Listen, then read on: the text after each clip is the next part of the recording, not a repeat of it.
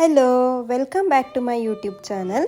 ಇವತ್ತಿನ ವಿಡಿಯೋದಲ್ಲಿ ನಾನು ಮೆಂತ್ಯ ಸೊಪ್ಪನ್ನ ಯೂಸ್ ಮಾಡಿಕೊಂಡು ಮೆಂತ್ಯ ಬಾತ್ ಮಾಡೋದು ಹೇಗೆ ಅಂತ ತೋರಿಸ್ತಾ ಇದ್ದೀನಿ. ಬನ್ನಿ ವಿಡಿಯೋ ಸ್ಟಾರ್ಟ್ ಮಾಡೋಣ. ನೋಡಿ, ನಮಗೆ ಮೆಂತ್ಯ ಬಾತ್ ಮಾಡೋಕ್ಕೆ ಒಗ್ಗರಣೆಗೆ ಇಷ್ಟೆಲ್ಲ ಐಟಮ್ಸ್ ಬೇಕಾಗುತ್ತೆ.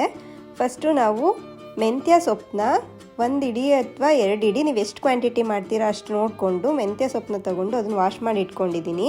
1 ಟೊಮ್ಯಾಟೊ, 4 ಹಸಿಮೆಣಸಿನ್ಕಾಯಿ, 1 ಈರುಳ್ಳಿ ಮತ್ತು ಬಟಾಣಿ ಯೂಸ್ ಮಾಡ್ತಿದ್ದೀನಿ. ನಾನು ಇಲ್ಲಿ ಹಸಿ ಬಟಾಣಿ ಇದೆ ನನ್ನ ಹತ್ರ, ಸೊ ನಾನು ಹಸಿ ಬಟಾಣಿ ಯೂಸ್ ಮಾಡ್ತಿದ್ದೀನಿ. ಇಲ್ಲ ಅಂದರೆ ನೀವು ಒಣಗಿರೋದನ್ನ ಸೋಕ್ ಮಾಡಿ ಯೂಸ್ ಮಾಡಿ. ಮತ್ತು ಪಲಾವ್ ಎಲೆ. ಬನ್ನಿ ಒಗ್ಗರಣೆ ಸ್ಟಾರ್ಟ್ ಮಾಡೋಣ. ನಾನು ಒಂದು ಕುಕ್ಕರ್ಗೆ ಸ್ವಲ್ಪ ಆಯಿಲ್ ಹಾಕಿ ಬಿಸಿಗಿಟ್ಟಿದ್ದೆ. ಇವಾಗ ಆಯಿಲ್ ಬಿಸಿ ಆಗಿದೆ. ನಾನು ಅದಕ್ಕೆ ಇವಾಗ ಪಲಾವ್ ಎಲೆ ಆ್ಯಡ್ ಮಾಡ್ತಾಯಿದ್ದೀನಿ. ಇವಾಗ ಅದು ಸ್ವಲ್ಪ ಫ್ರೈ ಆದಮೇಲೆ ಈರುಳ್ಳಿ ಹಾಕ್ಕೊಂಡು ಅದು ಕೆಂಪಗಾಗೋವರೆಗೂ ಸ್ವಲ್ಪ ಫ್ರೈ ಮಾಡ್ಕೊಬೇಕಾಗತ್ತೆ.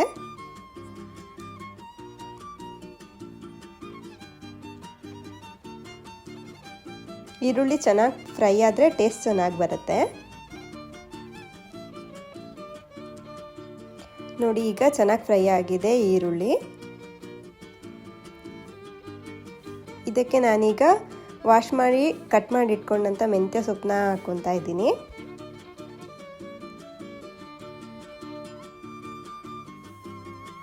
ಮೆಂತ್ಯ ಸೊಪ್ಪು ಎಣ್ಣೆಲಿ ಚೆನ್ನಾಗಿ ಫ್ರೈ ಆಗಬೇಕು. ಅದ್ರದ್ದು ಹಸಿ ಫ್ಲೇವರ್ ಎಲ್ಲ ಹೋಗಬೇಕು. ಅಲ್ಲಿವರೆಗೂ ಎಣ್ಣೆಲಿ ಚೆನ್ನಾಗಿ ಫ್ರೈ ಆಗಬೇಕು. ಮೆಂತ್ಯ ಸೊಪ್ಪು ಚೆನ್ನಾಗಿ ಫ್ರೈ ಆದಮೇಲೆ ಅದಕ್ಕೆ ನಾನು ಬಟಾಣಿ ಆ್ಯಡ್ ಮಾಡ್ಕೊತಾ ಇದ್ದೀನಿ.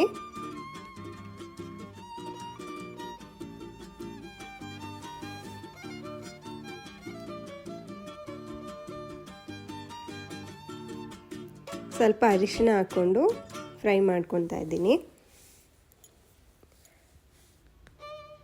ಇವಾಗ ನಾನು ಚಿಲ್ಲಿ ಹಸಿಮೆಣಸಿನ್ಕಾಯಿ ಹಾಕ್ಕೊತಾ ಇದ್ದೀನಿ.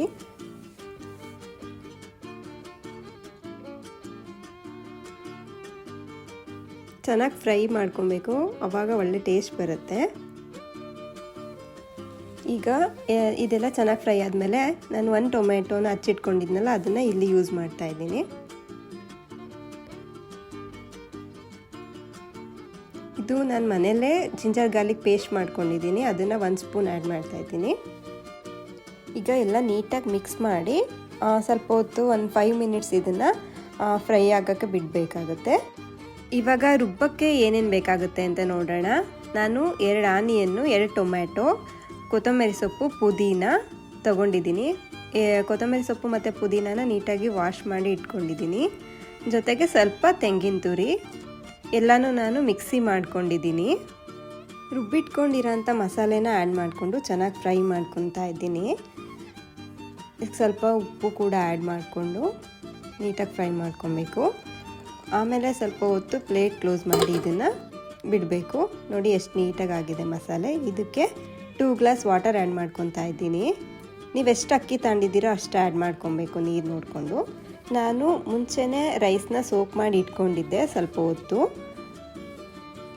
ಇವಾಗ ಅದು ಮಸಾಲೆ ನೀಟಾಗಿ ನೀರೆಲ್ಲ ಚೆನ್ನಾಗಿ ಕಾದಿದೆ. ಇವಾಗ ನಾನು ರೈಸ್ ಆ್ಯಡ್ ಮಾಡಿಕೊಂಡೆ.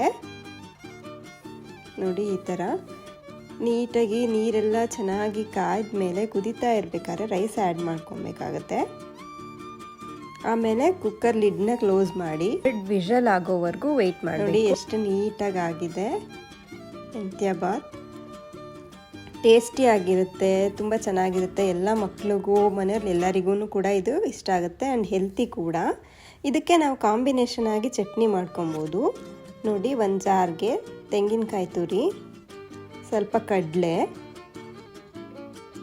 ಬೆಳ್ಳುಳ್ಳಿ, ಕೊತ್ತಂಬರಿ ಸೊಪ್ಪು, ಮೆಣಸಿನಕಾಯಿ, ಸ್ವಲ್ಪ ಹುಣಸೆಹಣ್ಣು, ಇದನ್ನೆಲ್ಲ ಹಾಕ್ಕೊಂಡು ಸ್ವಲ್ಪ ನೀರು ಹಾಕ್ಕೊಂಡು ಗ್ರೈಂಡ್ ಮಾಡಿಕೊಂಡ್ರೆ ಚಟ್ನಿ ರೆಡಿ ಆಗುತ್ತೆ. ಮೆಂತ್ಯ ಬಾತ್ಗೆ ಚಟ್ನಿ ಒಳ್ಳೆ ಕಾಂಬಿನೇಷನ್ನು, ತುಂಬ ಟೇಸ್ಟಿಯಾಗಿರುತ್ತೆ. ಈ ವಿಡಿಯೋ ನಿಮಗೆ ಇಷ್ಟ ಆಗಿದ್ದರೆ ಲೈಕ್ ಮಾಡಿ, ಶೇರ್ ಮಾಡಿ, ಸಬ್ಸ್ಕ್ರೈಬ್ ಮಾಡಿ.